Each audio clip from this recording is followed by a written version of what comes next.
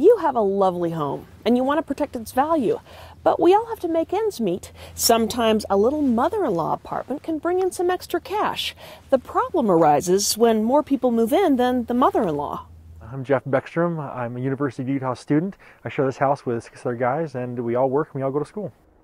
It's important for guys like Jeff and the vibrancy of any city to provide adequate and affordable living space, especially in a college town like Salt Lake or Provo.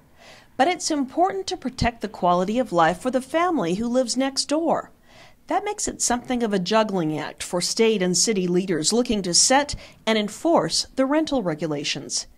The issue is on the plate for state lawmakers this session, defining how many people can live where.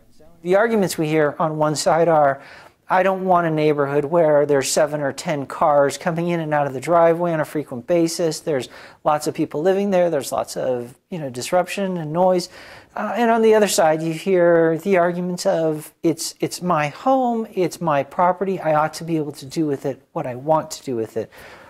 So it's a property rights issue. The current state limit on apartment dwelling is a little hard to understand. It's not only based on the size of a home and the additional attached living space, but on the so-called family unit. In this day and age, that too can be a little complicated. Old school. You had Mom, Dad, and Billy, and Lisa, and the little surprise. That was a family. That was old school. Now a family unit, as far as housing restrictions go, can mean 3 completely unrelated individuals. Now, if there's a home with an attached apartment, 3 more unrelated individuals can live there. Conceivably, that could mean 7 cars parked out front. State leaders say it's time to clarify a few things. But what we're trying to do is clarify the language so that the definition applies to the entire residential unit and not to the accessory apartment separately.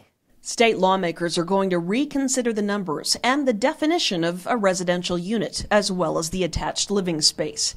That would give cities the authority to impose stricter limits on the number of people living in one home, while providing for the housing needs around institutions like a university.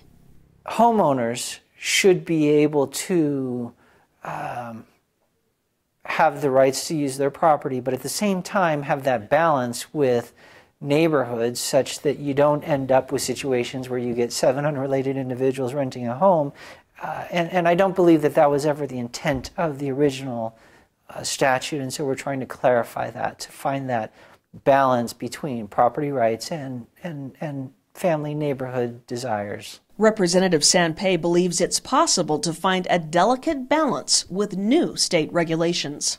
I think we will reach a conclusion on this. I think we've reached a nice compromise. I think many of the major stakeholders have come to the agreement that the bill that we're proposing has reached a nice balance of compromise. If I didn't have something like this house where I'm living at now, there would be no way for me to go to school, only because of the fact that I'm living on low income right now, and by not having the ability to pay little for rent, then school is out of the question. For the Utah League of Cities and Towns, I'm Susan Wood.